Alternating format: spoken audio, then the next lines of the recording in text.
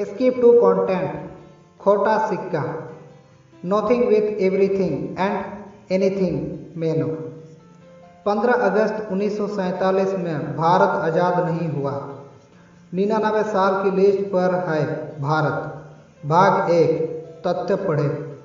Posted on October 24, 2016 by फगोड़ब।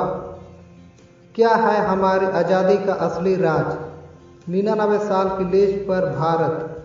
युद्ध भूमि में भारत कभी नहीं हारा, लेकिन अपने ही चंद जयचांदों से हारा है।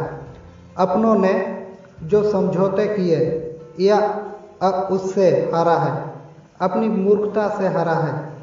उन्हीं समझौतों में एक सत्ता के हस्तांतरण का समझौता भी शामिल है। पाकिस्तान गांधी की लाश पर बन रहा था, लेकिन इंडियन इंडिपेंडेंस एक्ट 1947 का ना तो गांधी ने विरोध किया, ना ही जिन्ना ने, ना ही नेहरू ने और ना ही सरदार पटेल ने। सभी ने ब्रिटिश उपनिवेश यानी ब्रिटेन की दस्ता स्वीकार की थी। वाकई में मुझे उनकी बुद्धिजीवी पर तरस आता है जो कश्मीर को उपनिवेश इंडिया से उपनिवेश पाकिस्तान में मिलाने के लिए रक्त बहाते हैं। भारत को छद्म स्वतंत्र देने का विचार तो 1942 में ही कर लिया गया था। 1948 तक का समय निश्चय करना तो महज एक बहाना था। 1947 के जून महीने में यह ज्ञात हुआ कि मोहम्मद अली जिन्ना, जो वास्तव में पुनंजमन टक्कर का पोता था, कि टीबी की बीमारी अंतिम स्तर पर है और अधिक से अधिक 1 वर्ष की आयु शेष बची है। भारत की छद्म स्वतंत्र और भारत विभाजन की प्रक्रिया को तेज कर दिया गया। 4 जुलाई सन 1947 से आरंभ हुई यह प्रक्रिया 14 अगस्त सन 1947 तक मात्र 40 दिनों में ही कूटनीतिक संयंत्रों के तहत संपूर्ण हुई। गांधी ने कहा था कि विभाजन मेरी लाश पर होगा, जिसे सुनकर वर्तमान पाकिस्तानी पंजाब में रहने वाले हिंदुओं ने वर्तमान भारतीय क्षेत्र में आकर बसने के निर्णय को बदल दिया। 14 अगस्त 1947 को पाकिस्तान बन गया और हिंदू वही फंस गए। इस प्रकार नरसंहार का एक ऐतिहासिक काल आरंभ हुआ।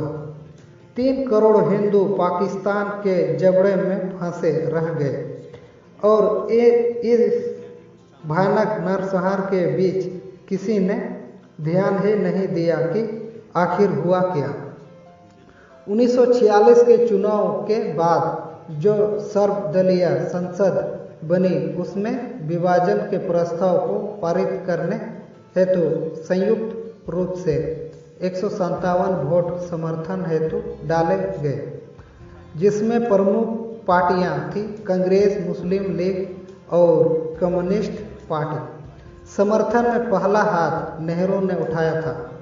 विरोध में अखिल भारतीय हिंदू महासभा के 13 वोट पड़े और राम राज्य परिषद के वोट पड़े। विभाजन का प्रस्ताव पारित हो गया। उसके बाद ही समस्त प्रक्रिया दिल्ली में औरंगजेब रोड स्थित मोहम्मद अली जिन्ना के घर पर ही संपन्न हुई। जिन्ना इतना दूर था कि जहां भूतल पर नेहरू, गांधी, लॉर्ड माउंटबेटन के साथ कानूनी सहमतियां बना रहे थे, वही प्रथम दल पर जिन्ना अपनी कुछ संपत्तियां और औरंगजेब रोड पर स्थित अपने घर को बेचने की प्रक्रिया पूरी कर रहा था। मोहम्मद अली जिन्ना का वकील था, नेहरू एक वकील था, गांधी एक वकील था। उस समय के अधिकतर नेता वकील ही थे। वे सब जानते थे कि यह संपूर्ण स्वतंत्र नहीं, अपितु अल्पकालिक स्वतंत्र है। जी हाँ, अल्पकालिक स्वतंत्र। यह छद्म स्वतंत्र ही था इससे अधिक और कुछ नहीं सत्ता का हस्तांतरण हुआ था। अर्थात सत्ता तो अंग्रेजों के पास ही रहेगी और उनकी देख रेख में शासन की व्यवस्था संभालेंगे। आत्मा से बिके और चरित्र से गिरे हुए कुछ लोग सत्ता के इस हस्तांतरण का साक्षी बना। ट्रांसफर ऑफ पावर एग्रीमेंट, जो कि लगभग 4000 पेजों में बना गया था और जिसे अगले 50 वर्षों हेतु सार्वजनिक न करने का नियम भी साथ में लागू किया गया। सन 1957 में इस एग्रीमेंट को सार्वजनिक होने से बचाने हेतु समय से पहले ही तत्कालीन प्रधानमंत्री श्री इंद्र कुमार गुजराल ने इसकी अवधि 20 वर्ष और बढ़ा दी और यह 2019 तक पूर्ण सार्वजनिक होने से बच गया। ऐसे सत्ता के हस्तांतरण से एग्रीमेंट ब्रिटिश सरकार के अधीन भारत समेत समस्त 54 देशों के साथ हुए हैं, जिनमें ऑस्ट्रेलिया, कनाडा, दक्षिण अफ्रीका, न्यूजीलैंड, श्रीलंका, पाकिस्तान आदि 54 देश हैं। यह 54 देश ब्रिटिश राज के उपनिवेश कहलाते हैं। इन 54 देशों के नागरिक ब्रिटेन की रियाया प्रजा है, अर्थात ब्रिटेन की ही नागरिक है। इन 54 देशों के समूह को राष्ट्रमंडल के नाम से जाना जाता है, जिसे आप कॉमनवेल्थ के नाम से भी जानते हैं, अर्थात संयुक्त संपत्ति।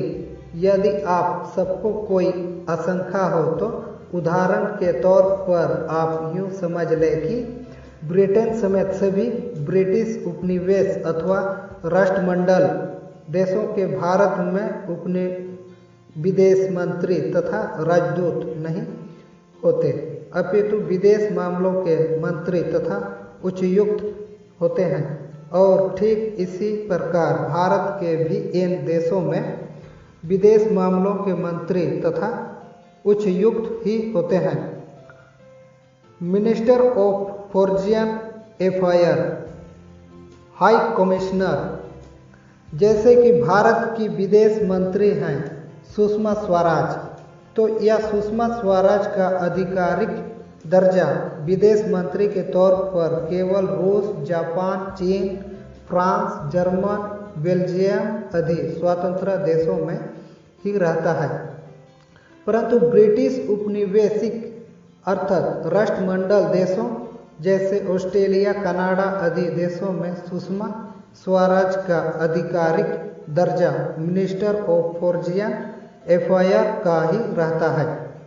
आखिर भारत जैसे देश की नागरिक क्वीन एलिजाबेथ की विदेश मंत्री कैसे हो सकती है, क्योंकि यह कनाडा, ऑस्ट्रेलिया, भारत आदि देश तो क्वीन एलिजाबेथ के ही अधिकार क्षेत्र या मलिकाना क्षेत्र में आते हैं, जिसे आजकल आप टेरिटोरी के नाम से जानते हैं।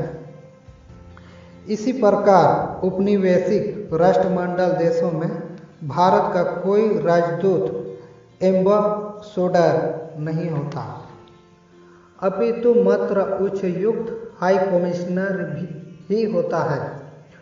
ट्रांसफर ऑफ पावर एग्रीमेंट की शर्त लगभग 4000 पेजों में विस्तार से लिखी गई है, जिसके कुछ अंश निम्नलिखित हैं। गोरे हमारे भूमि को 99 वर्षों के लिए हम भारतवासियों को ही किराए पर दे गए। भारत का संविधान अभी भी ब्रिटेन के अधीन है। ब्रिटिश नेशनलिटी अधिनियम 1948 के अंतर्गत हर भारतीय, ऑस्ट्रेलियाई, कनाडियन, चाहे हिंदू हो, मुस्लिम हो, ईसाई हो, बौद्ध हो अथवा सिख ही क्यों न हो, ब्रिटेन की प्रजा है।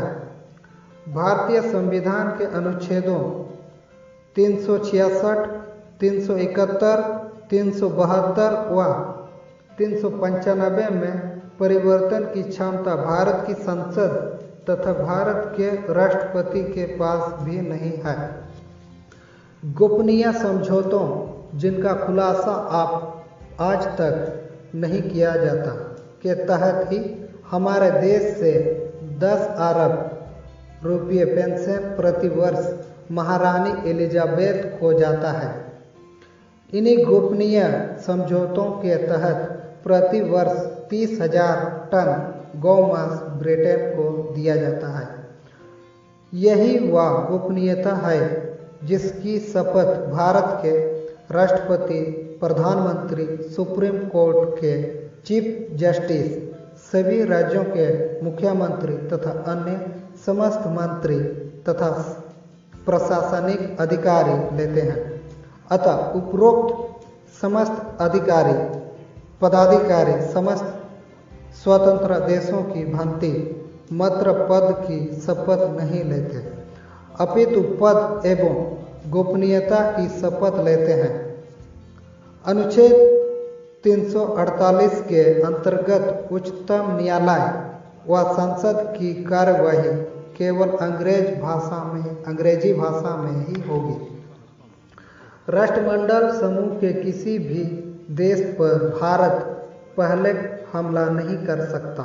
यही वजह है हम पाकिस्तान पर आक्रमण नहीं कर सकते हैं। कारगिल में हमने सिर्फ जो जमीन पाकिस्तान ने हथियाई थी उसे वापस पाया है। भारत किसी भी राष्ट्रमंडल समूह के देश को जबरदस्ती अपनी सीमा में नहीं मिला सकता। ऐसे बहुत से नियम एवं शर्तों लिखित रूप से दर्ज है ट्रांसफर ऑफ पावर एग्रीमेंट में, और यदि भविष्य में